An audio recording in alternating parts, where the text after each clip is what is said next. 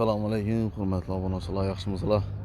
Bugün Xorazm vilayəti Topraqqala tumanı, yəni Drujbada saat 12 iyun 00'dən başlap motosikletlərinə ömür veriş, həm də dövlət ruhsatını ötüş başlanır.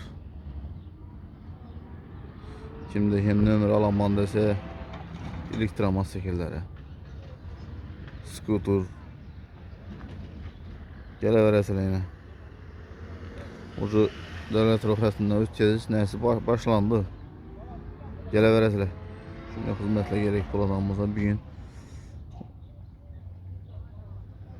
Ben taraf görüyoruz ondan olsa yine. Grill var taraf. Короче 02'nin geldiğinde.